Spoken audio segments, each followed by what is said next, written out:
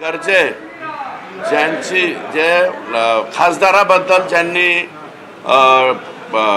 Tweet केलं होतं अतिशय चुकीचं, त्या गरजेंना सस्पेंड करून त्यांना पुण्याला न पाठवता जे पुण्याला घेतलेले त्याच्याऐवजी त्यांना गडचिरोली किंवा चंद्रपूरला पाठवलं पाहिजे. हे एवढाच प्रताप नाही आहे, गरजेचे अनेक प्रताप त्या ठिकाणी आता पुढे येत आहेत आणि ते सगळे प्रताप आम्ही मुख्यमंत्र्यांच्या पुढे गुन्हा जो आहे तो दाखल झाला पाहिजे का? काही गुन्ह्यावर पीआय जे आहेत त्यांच्यावरती गुन्हा दाखल अजून झालेला नाही. मी काय म्हणतो, आता सह आरोपी म्हणून त्यांना घेण्यास बिलकुल हरकत नाही. हे पहिलेही मी मागणी केली होती आणि आताही मागणी करतो की पाटीलला सह आरोपी केला पाहिजे. म्हणजे 7-8 झालेत, आता 9वा उचलून त्याच्यात हा टाकला पाहिजे. ज्या पद्धतीनं वाल्मिक कराड म्हणत होते की माझा याशी संबंध नाही, परंतु या सगळ्या व्हिडिओतून आता स्पष्ट होत आहे. अहो, जे करताना ते मी नाही त्यातलीच म्हणता ना, मी नाही, मी नव्हेच, आमकं टमकं, तो मी नव्हेच एक पात्री होता ना, तसं तो मी नव्हेच म्हणणारच. पण तो मी नव्हेच तर हा मी आहेच, हे तुम्हाला दिसलं ना आता. त्याच्यामुळं त्याच्यामध्ये कसल्याही प्रकारची गुंजाईश नाही. मी जे म्हणलो होतो त्याला पुष्टी मिळालेली आहे आणि हे सगळेच्या सगळे आरोपी आता फिक्स ठरलेले आहेत. अजूनसुद्धा बरेच आरोपी आहेत, हे सोटमुळं सापडलेली आहेत, आगंतुक मुळं अजून राहिलेली आहेत. त्या आगंतुक मुळांचा सुद्धा बंदोबस्त व्हावा अशा प्रकारची माझी विनंती. आगंतुक मूळ नाही, आगंतुक मुळं म्हणतो. त्यांचे रीतसर नावं आम्ही SITला देऊ. नावं दिल्याच्या नंतर SIT तुम्हाला सांगेल. असे काही आणखी व्हिडिओ जे आहे ते समोर येतील. आणखी एक माझ्याकडे एक केस आली, तुम्ही गंमत बघा, ह्या परळीमध्ये चाललंय का. एक सांगतो तुम्हाला, गंमत नाही, अतिशय भयानक गोष्ट आहे. गंमत शब्द आला मला.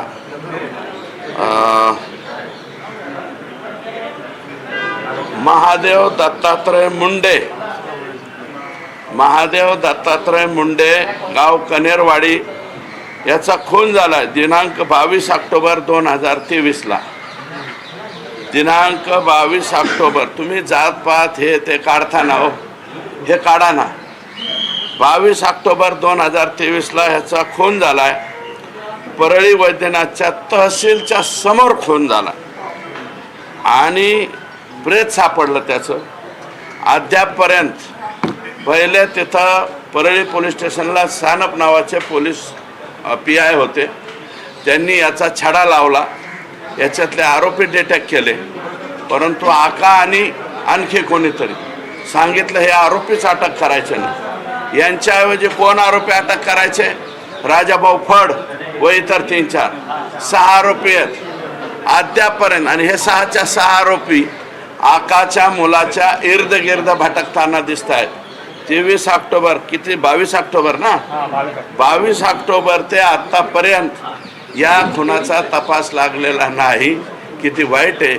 आणि आरोपी पूर्ण परळीत हिंडतात. या परळीमध्ये आणखी काय काय हवं आहे तुम्हाला? पुरावे तर हे सापडले आकाचे. पण ह्या मयत मुंडे जो आहे याचा आत्मा काय म्हणत असं. सतीश फडचे मला वाटतं हे मेहुणे आहेत.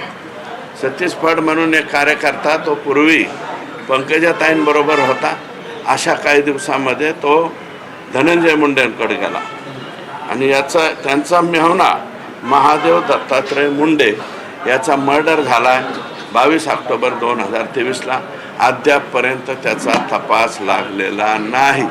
तपास लागलाय तर तिथला सानप नावाचे जे PI आहेत त्यांना प्रेशर केलं की तुम्ही ह्यांचे नावं घ्यायचे नाही, दुसऱ्याचे घ्या. ते म्हणला मी ह्यासलं पाप करणार नाही. मग म्हणले तू इथून निघून जातो. बिचारा बदली करून आता धाराशिव जिल्ह्यामध्ये गेला. बीडमधल्या 13 सरपंचाचं सदस्यत्व रद्द जे आहे ते करण्यात आलेलं आहे. जात प्रमाणपत्र न दिल्याने असे एकट्या जिल्ह्यातच नाही, सगळीकडेच होतात. ते जे वेळेच्या आत प्रमाणपत्र देत नाही का, त्यांना तारखा दिलेल्या आहेत सरकारने. कायदा बनवतो आपण.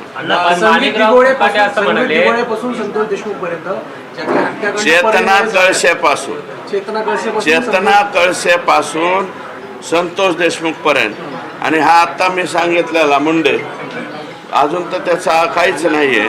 या सगळ्या पीडितांच्या कुटुंबियांची तुम्ही भेट घेणार असं म्हणाल होता. पीक विम्यावर हां पीक विमा पीक विम्यावर माणिकराव कोकाटे असं म्हणाले की एखादी योजना भ्रष्ट म्हणता येणार नाही, थोड्या मोठ्या चुका होत असतात असं त्यांनी. हे योजना भ्रष्ट नाही, चुकीची नाही म्हणत आम्ही, योजना चांगली आहे, परंतु त्या योजनेच्या लॅक्युनाचा गैरफायदा घेऊन मला असं कळलंय की समितीने 350 कोटी रुपये काहीतरी भ्रष्टाचार दाखवला आहे.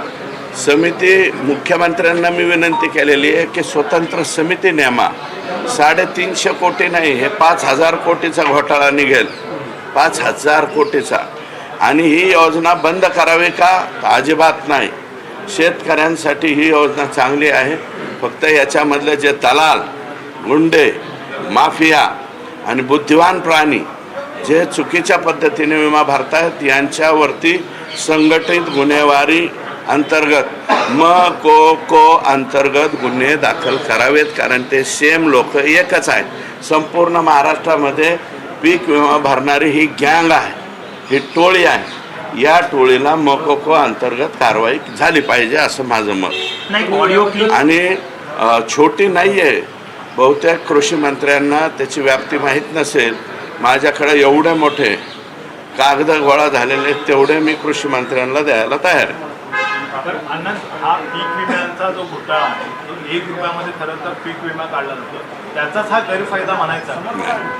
1 रुपया पीक विम्याचा गैरफायदा नाही. 1 रुपया पीक विमा ही चांगली योजना आहे, वाईट योजना नाही. त्या योजनेचा लॅक्युनो शोधून त्यातलं मर्म असं काहीतरी शोधून या पहिल्यांदा ट्राय काय केला आहे, सरकारी जमिनीवर विमा भरला, मग गायरान जमिनीवर भरला, नंतर आपल्या वन खात्याच्या जमिनीवर पैसा भरला, नंतर जलसंपदा विभागाच्या शिल्लक जमिनीवर विमा भरला.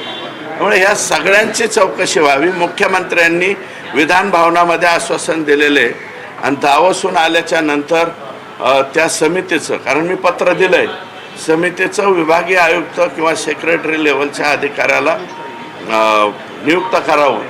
आणि हा नेमका घोटाळा किती? शासकीय कमिटी म्हणते 350 कोटी, मी म्हणतो हा 5000 कोटीचा घोटाळा आहे. या प्रकरणाची समितीनं या सगळ्या संदर्भात ताकिदे उडलीत. मात्र माजी कृषी मंत्री धनंजय मुंडे यांनी मात्र या सगळ्या उपक्रमाचं कौतुक केलं आणि आपण हा उपक्रम राबवला याबद्दल त्यांनी भाष्य देखील केलं. मुळात हा तुमच्या एकट्याचा उपक्रम नव्हता. माननीय मुख्यमंत्री तत्कालीन एकनाथ शिंदे साहेब, माननीय देवेंद्रजी फडणवीस साहेब आणि अजितदादा हे सर्वांचा तो एकत्रित कार्यक्रम होता. आणि तुमचं सरकार गेल्याच्या नंतर पुन्हा आमचं सरकार आल्यावर ती योजना चालू झालेली आहे. तुम्ही त्याचं श्रेय घेऊ नये.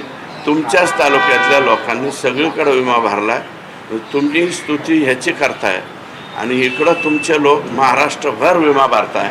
याचा अर्थ काय याचं त्यांनी उत्तर द्यावं. चेतना कळसे, संतोष देशमुख या सगळ्या हत्याकांडांच्या प्रकरणामधल्या पीडितांच्या कुटुंबियांना भेटणार असं तुम्ही म्हटलं होतं. मी पळणीमध्ये जाणार तुम्ही असं म्हणाला. जाणार आहे ना, जायला वेळच नाही ना मिळाला. आत्ता जाईल. आणि एक हा आता दत्तात्रय बिचारा कोण येतो मुंडे यांच्याही घरी जाईल. कोण? महादेव दत्तात्रय मुंडे, ज्याचा अजून खुनाचा तपास लागला नाही. ऑक्टोबर महिन्यापासून आतापर्यंत खुनी परळीत हिंडता येतात. आणि आमच्या यशवींना आता मी बोललो की बाबा नवीन आलेला आहात तुम्ही, याची माहिती घ्यायला पाहिजे होती.